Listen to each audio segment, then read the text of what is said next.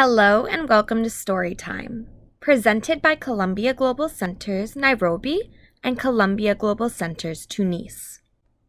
Today we will be reading Anansi Tries to Steal All the Wisdom in the World, adapted by Matt Evans.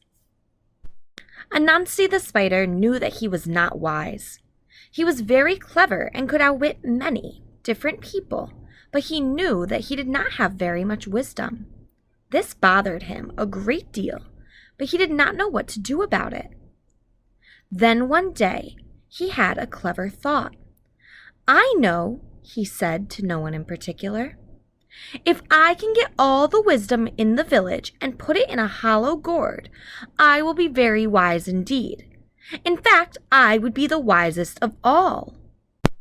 So he set out to find a suitable gourd and then began his journey to collect the village's wisdom.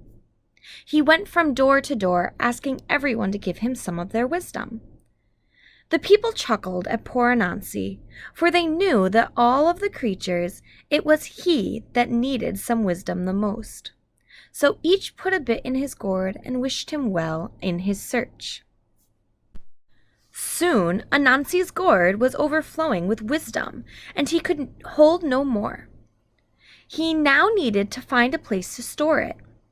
"I am certainly the wisest person in the world now, but if I do not find a good hiding place for my wisdom, I may surely lose it." He looked around and spotted a tall, tall tree. "Ah," he said to himself, "if I could hide my wisdom high in that tree, I would never have to worry about someone stealing it from me."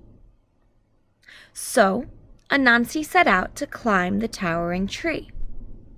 He first took a cloth band and tied it around his waist. Then he tied the heavy gourd to the front of his belly where it would be safe. As he began to climb, however, the gourd full of wisdom kept getting in the way. He tried and tried, but he could not make any progress around it. Soon, Anansi's youngest son walked by. "What are you doing, father?" asked the little spider. "I'm climbing a tree with my gourd full of wisdom," Anansi replied. "But father," said the son, "wouldn't it be much easier if you tied the gourd behind you instead of in front?" Anansi sat there quietly for a long time before saying, "Shouldn't you be going home now?" The son skipped down the path, and when he had disappeared, Anansi moved the gourd so that it was behind him and proceeded up the tree with no problem at all. When he had reached the top, he cried out, "I walked all over and collected so much wisdom that I am the wisest person ever. But still, my baby son is wiser than me. Take back your wisdom." He lifted the gourd high over his head and spilled its contents into the wind. The wisdom blew far and wide and settled across the land. And this is how wisdom came into the world. The end.